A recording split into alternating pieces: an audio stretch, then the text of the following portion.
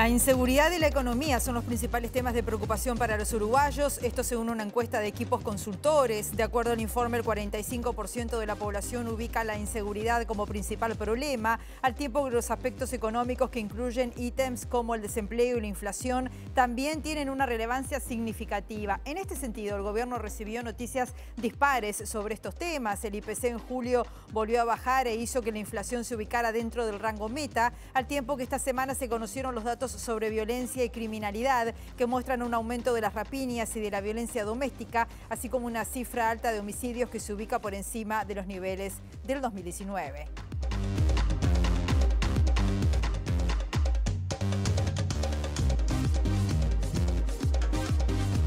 ¿Qué tal? ¿Cómo están? Bienvenidas, bienvenidos a MBD Noticias. Comenzamos con la información con 15 grados a esta hora en una jornada que va a seguir con el cielo también un poco algo nuboso y periodos de nuboso, dice Inumet, con una máxima de 17 grados y viento soplando del sur al sureste entre 10 a 20 kilómetros por hora. Como siempre, viendo las cámaras del Centro de Gestión de Movilidad de la Intendencia, tengan en cuenta que hubo un accidente de tránsito en 18 y Yaguarón, pero está cerrada la circulación en 18 de julio desde Minas hasta Cuarem.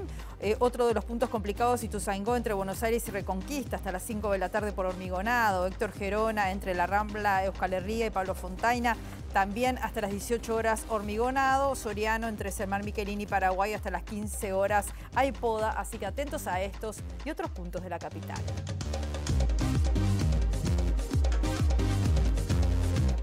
Vemos ahora otros títulos que se están desarrollando hasta ahora.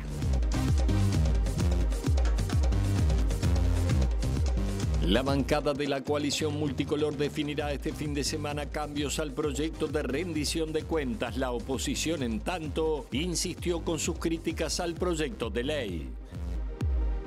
La justicia dispuso una medida cautelar de custodia del avión que está abandonado en el aeropuerto de Melilla y que fue usado al menos una vez para el traslado clandestino de presos y presas políticas en el marco del Plan Cóndor. Un informe del gobierno de Estados Unidos establece que Uruguay no cumple totalmente con las normas mínimas para la eliminación de trata de personas, aunque señaló que se trabajó más en esta materia. La Asociación de Funcionarios Judiciales del Uruguay se declaró en preconflicto en rechazo a los cambios en el sistema de certificaciones médicas. El gremio anuncia un paro de 24 horas sin guardia gremial el día que comience a aplicarse el sistema.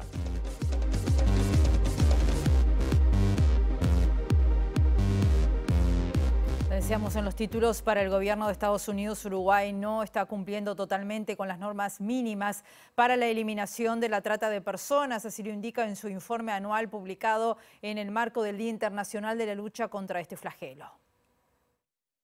El informe mantiene a Uruguay en el nivel 2 junto con países como Honduras, Paraguay y Guatemala en una escala de 3. En este sentido, se indica que el gobierno demostró en general haber trabajado más en el tema en comparación con el informe anterior. Se destaca haber identificado más víctimas, abrir un nuevo centro de atención para mujeres adultas y contratar inspectores de trabajo especializados para detectar abusos a las infancias, incluido trabajo forzado. Sin embargo, el gobierno investigó, enjuició y condenó a una cantidad algo menor de tratantes. Los funcionarios no identificaron a ninguna víctima de trata adulta de sexo masculino y el gobierno no ofreció acceso constante a refugios, indica el informe. En tanto, entre enero y octubre de 2022 se abrieron 17 investigaciones contra las 33 abiertas de 2021 y hubo 20 personas formalizadas, 14 por buscar víctimas menores de edad, 3 por contribuir a la explotación sexual de menores y 1 por proxenetismo. En 2021 las formalizaciones fueron 23 y en 2020 50. Por otro lado, el informe advierte la reducción de fondos para combatir el delito. En cita al informe del Consejo Nacional de Prevención y Combate a la Trata y Explotación de Personas, se señala que el gobierno no asignó fondos y que no tuvo presupuesto para funcionar. También hubo reducción en otros rubros. Por ejemplo, InMujeres proporcionó 2 millones de pesos menos a ONGs que trabajan en el tema y el gobierno no destinó recursos para producir y distribuir materiales de concientización, como lo había hecho en el año 2021, cuando invirtió $1.170.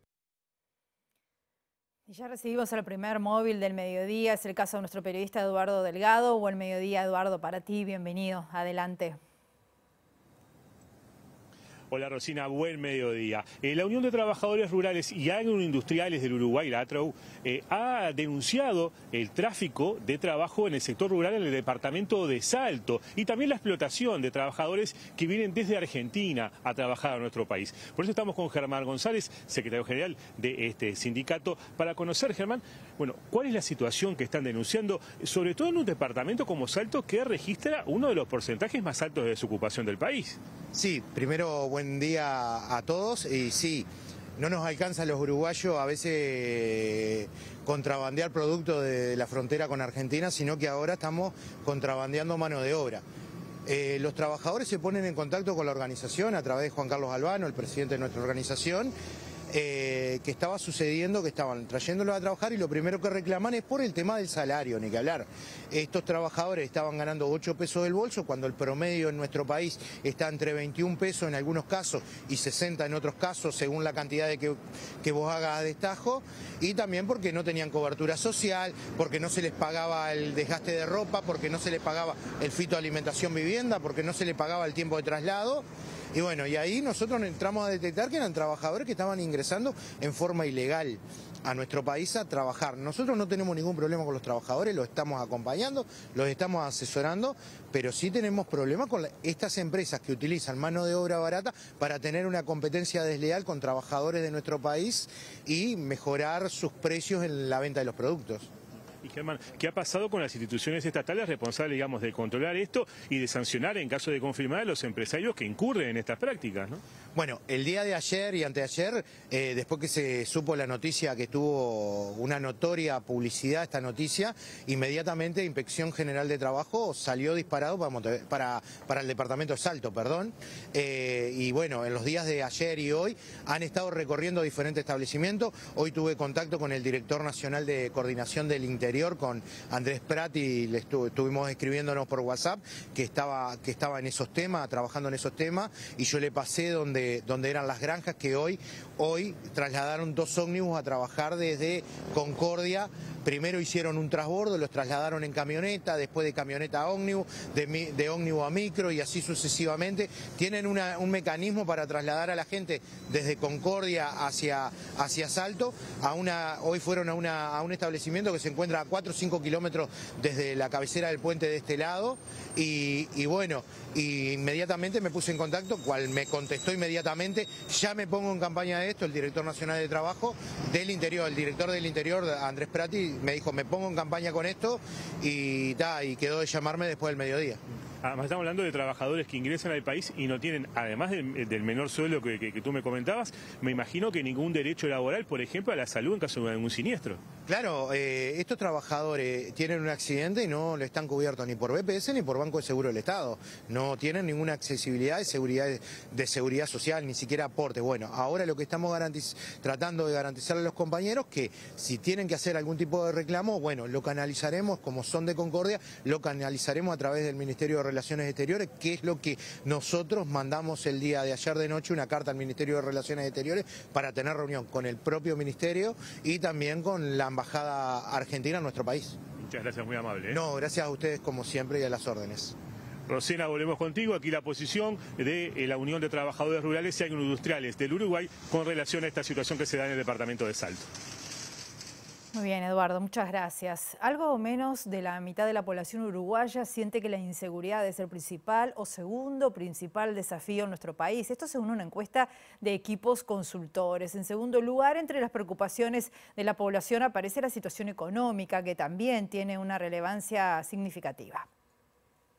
Según la encuesta de Equipos, el 23% de las personas ubica la inseguridad como el principal problema del país, al tiempo que el 22% lo menciona en segundo lugar. Un escalón más abajo aparece el desempleo y la situación económica como concepto general. Por debajo de estos componentes se menciona la educación, la problemática del agua, los problemas sociales y la inflación, y más abajo emergen menciones a temas muy diversos como la salud, la actitud de la gente, el gobierno, la droga o los políticos. políticos. Las menciones a la inseguridad como principal problema nacional aumentaron en el último semestre, acercándose al pico más alto en este periodo de gobierno que fue en agosto de 2022. Sin embargo, los niveles actuales se encuentran por debajo de las marcas de 2019, cuando más del 70% mencionaba la inseguridad entre los principales problemas del país. En sentido inverso, las menciones al desempleo y la situación económica disminuyen con respecto a la medición anterior. Las referencias a la inseguridad y al desempleo son similares, sin diferencias de inclinación partidaria. Sin embargo, los votantes de la oposición ponen más énfasis en la situación económica y los de la coalición mencionan más la educación. En Montevideo, la relevancia asignada a la inseguridad es 20 puntos mayor que en el interior del país y las referencias a la situación económica son 11 puntos mayores. En el interior, en cambio, tiene mayor importancia relativa el desempleo.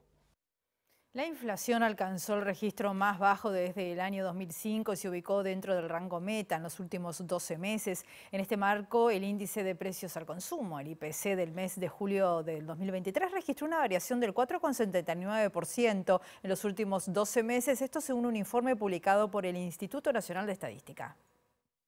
Según el reporte, el IPC de julio de 2023 bajó un 0,36%, lo que provocó una variación acumulada en el año de 3,40% y de 4,79% en los últimos 12 meses. En ese marco, el presidente del Banco Central del Uruguay, Diego Labat, destacó las cifras y afirmó que la inflación continuará dentro del rango meta, que va desde 3 a 6% en un horizonte de 24 meses.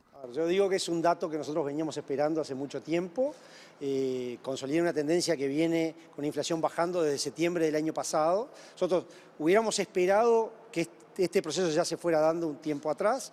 Hubo ciertos shocks, todos los conocemos, el último con la seca, las frutas y verduras, pero que ahora sí se termina de consolidar el shock con una inflación, como tú decías, que no se daba desde el 2005, una inflación que está casi en el centro del rango y bueno, donde de alguna manera nosotros esperamos que se comporte la inflación. Así que para nosotros es un muy buen dato. Yo digo que además el mejor dato es que nuestra proyección, nosotros siempre hacemos proyecciones a 2 años, es que la proyección de dentro de 2 años va a seguir adentro del rango y que durante los 24 meses va a estar adentro del rango. Esa es nuestra proyección hoy y yo creo que eso es incluso más relevante que el propio dato de hoy. El consejero del CODICEN, Julián Mazzoni, va a oficiar como mediador entre el núcleo sindical del IABA y la Dirección General de Secundaria y las interventoras del centro. Esto es por el conflicto que se planteó allí en el liceo. En diálogo con MBD Noticias, Mazzoni aseguró que existe una situación de tensión y que su objetivo va a ser restablecer el diálogo entre todas las partes. La mediación se produce a pedido de la Dirección General de Secundaria tras las críticas realizadas por el sindicato que reclama una nueva instancia de diálogo y disponer la restitución a su cargo del director del Liceo IABA, Leonardo Ruiz Díaz. En el día de ayer nos reunimos con la directora general, Cherro, con el subdirector Yáñez y las 2 inspectoras que están actuando en la coordinación y dirección actualmente en el Instituto Alfredo Vázquez Acevedo. Fue una primera aproximación, yo llevé algunos planteos que me habían hecho desde la organización sindical y bueno, tuvimos un intercambio, quedamos de iniciar, digamos, en el ámbito del propio IABA esta semana, el lunes, los primeros contactos a ver si podemos restablecer de alguna manera los vínculos con el gremio estudiantil y con la organización sindical. Insisto que hay que ser muy cauteloso porque la situación es tensa, pero bueno, me parece que desde el CODICEN, digamos, yo estoy actuando con la consideración de los demás integrantes del CODICEN, esperemos que podamos dar una mano en esto. Los funcionarios judiciales se declararon en preconflicto, esto es en rechazo al decreto y a la ley de certificaciones médicas dispuesta por el gobierno. El gremio sostiene que esta iniciativa establece 2 categorías de trabajadores y trabajadoras y adelantó que el día en que se comience a implementar el nuevo régimen por subsidio, por enfermedad, se va a realizar un paro de 24 horas sin guardia gremial. Nosotros en el día de ayer tuvimos una asamblea donde se manifestó un fuerte rechazo al decreto y a la ley de las certificaciones médicas. La asamblea por una amplia mayoría, prácticamente por unanimidad, Montevideo del Interior resolvió una serie de medidas en cual a partir de la semana que viene ya se empiezan a implementar. Entonces, lo primero es que se van a juntar las firmas para presentar una inconstitucionalidad. Lo otro es que ni bien se aplique la ley para los trabajadores judiciales, va a haber un paro de 24 horas sin guardia gremial, y cuando la Corte se expida si aplica la potestad de incluir los colectivos que la ley dejó afuera, se le mandató al Consejo Ejecutivo hacer medidas distorsivas en reclamo de esta inequidad que votó el Parlamento a instancias del Poder Ejecutivo sobre instaurar en el Poder Judicial 2 clases de funcionarios. Lo más interesante es que el sistema político se intromete nuevamente en el Poder Judicial, definiendo no solo la categoría de funcionario, sino que el funcionamiento. Nos vamos al Parlamento, allí hay movimientos, se sigue analizando el proyecto de rendición de cuentas. Allí está Luca Veloz. ¿Cómo estás, Luca? Bienvenido, adelante.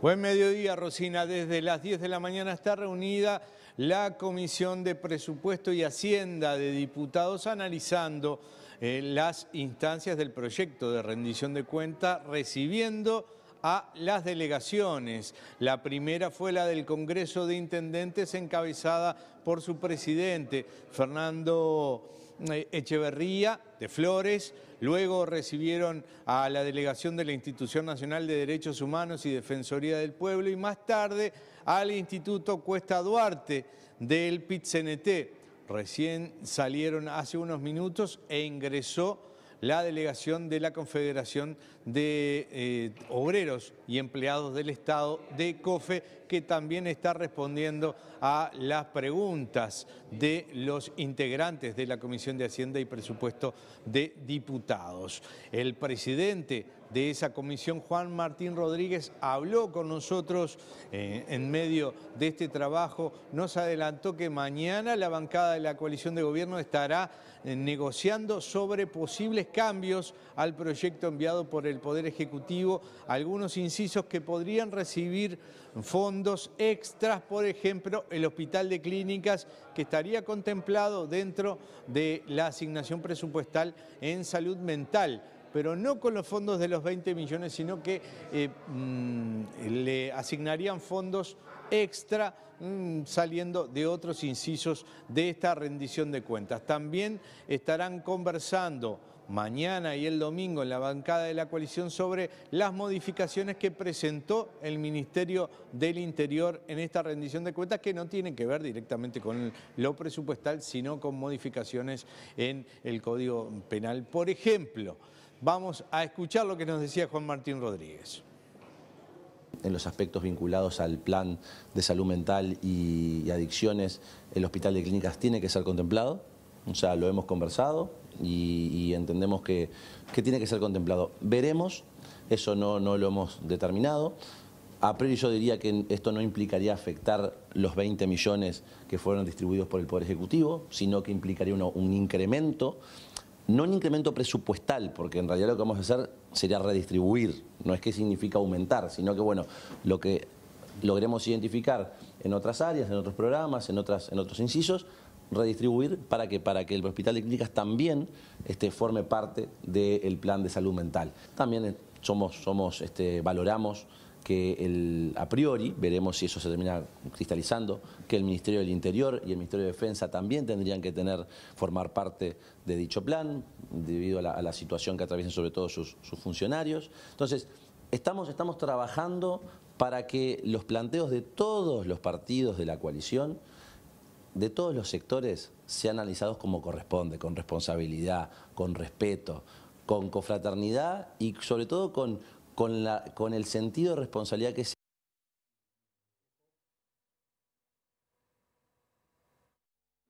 del diputado Álvaro Perrone de Cabildo Abierto, que hará un planteo de modificación de la ley de multas concretamente ponerle topes a las multas que se dan a través de los radares, 4 URs. Eso también será tratado mañana, entonces, en la medida que se ha presentado. Rodríguez dijo que todavía no estaba formalizado. El Frente Amplio se reunirá también este fin de semana para analizar posibles cambios al presupuesto, reasignaciones de fondo. Lo harán este fin de semana, a partir de las 10 mañana, también la bancada del Frente Amplio.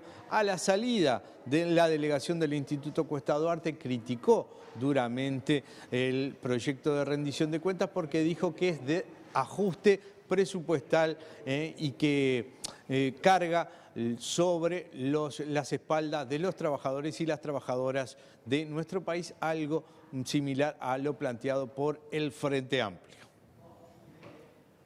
Muchas gracias, Luca. Y seguimos en tema porque el Congreso de Intendentes planteó allí ante la comisión que analiza el proyecto de rendición de cuentas la necesidad de aumentar los recursos para el Fondo de Desarrollo del Interior. Fernando Echevarría, que es el presidente del Congreso, dijo que además hay una gran expectativa con el plan de saneamiento que anunció el gobierno para más de 60 localidades del interior.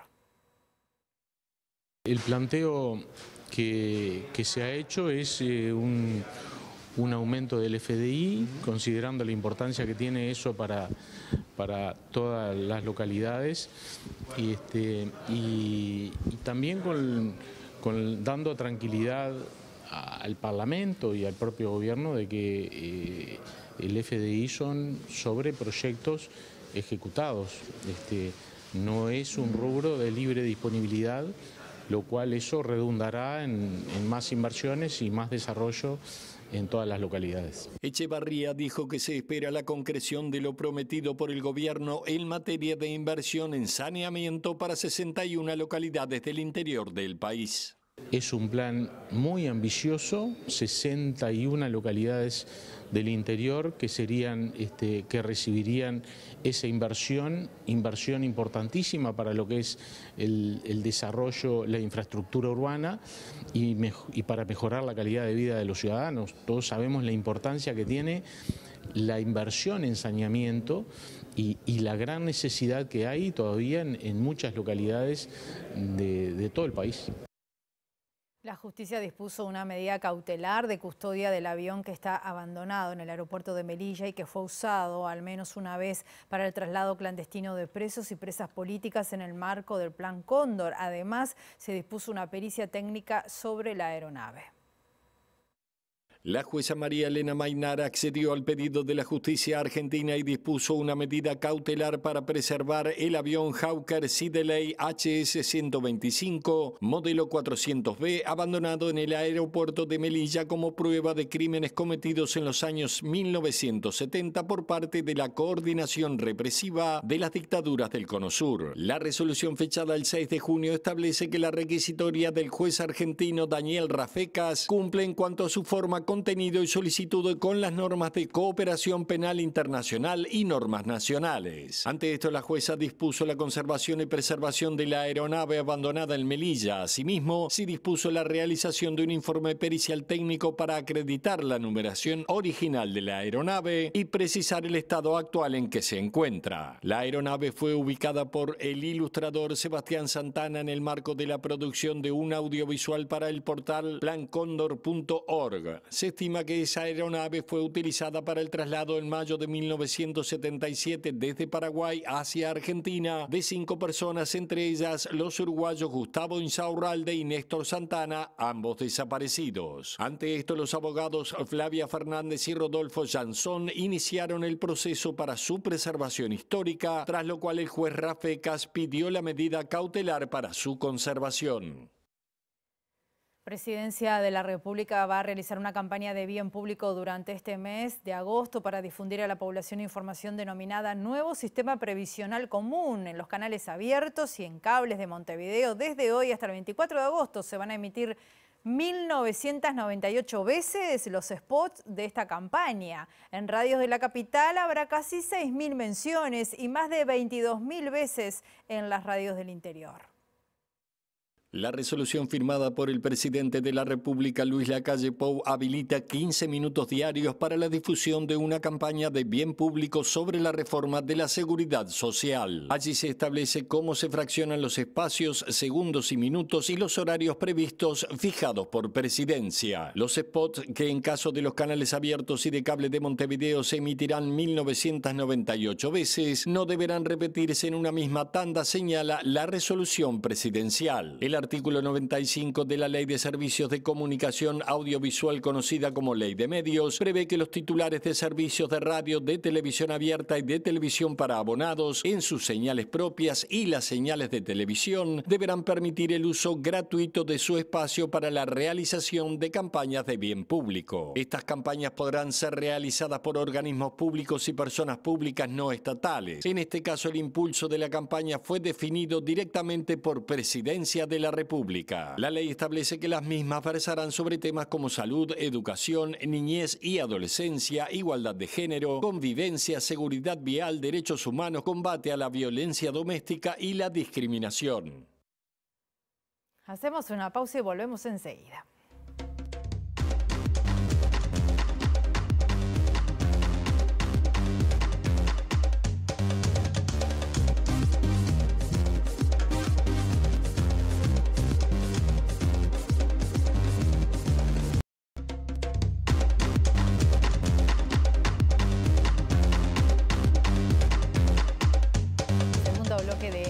Noticias, continuamos con la información con 15 grados a esta hora aquí en Montevideo. Les contamos que el comisionado para el sistema carcelario, Juan Miguel Petit, planteó la posibilidad de otorgar una tarjeta Uruguay Social a las personas que salen de la prisión. Petit dijo que el objetivo es que la población que egrese del sistema penitenciario tenga recursos mínimos para afrontar gastos básicos mientras esté en situación vulnerable. La definición de esta propuesta podría ser la próxima semana. Queremos que pueda ayudar de manera práctica y rápida para fortalecer esos canales que son complejos cuando la persona sale de la cárcel sin ingreso, sin trabajo, sin perspectiva.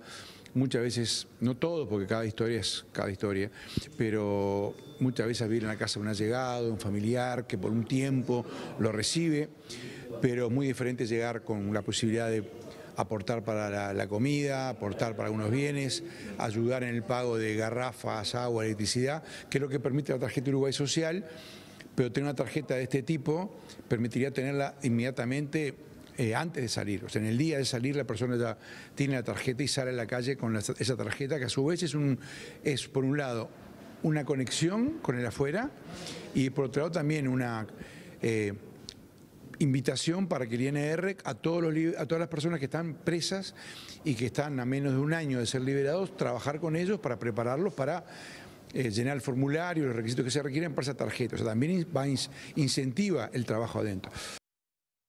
La Intendencia de Montevideo inauguró una nueva estación de bombeo de saneamiento para más de 20.000 habitantes de Manga y Piedras Blancas. Esto va a facilitar la expansión de la red de saneamiento hacia aquellos lugares que aún no tienen cobertura. Es una estación de saneamiento de bombeo, una estación de bombeo nueva, muy potente, con mucha tecnología, muy necesaria, porque sin una capacidad de bombeo como el que tiene esta estación, que es toda una instalación de ingeniería, no podíamos seguir con el saneamiento hacia otros barrios del oeste. Una vez en funcionamiento, esta estación recibirá los efluentes de las cuencas de saneamiento de Manga y Piedras Blancas y bombeará hacia el sistema ya existente. Luego, cuando el plan de saneamiento urbano de Montevideo siga avanzando, recibirá aguas residuales de Bola de Nieve, Instrucciones y Nuevo Capra. Nos quedará un 3% de Montevideo por sanear, pero como siempre, en los proyectos de largo alcance, los porcentajes finales son los más difíciles, porque son los que están más alejados. Para esos lugares que están más alejados, necesitamos poder de bombeo, ¿verdad? Porque cómo circulan los líquidos y los fluidos en la red de saneamiento, circulan por desnivel, ¿verdad? Pero cuando la red es muy grande eso no alcanza, hay que bombear. Entonces, el incorporar una estación de bombeo en el oeste tiene gran impacto para poder, 20.000 personas, para poder tener la seguridad de que vamos a poder incorporar gente de saneamiento. Nos vamos, volvemos a las 19 horas en nuestra edición central y el lunes tempranito a las 8 en la primera edición de MBD Noticias. Que pasen bien el fin de semana.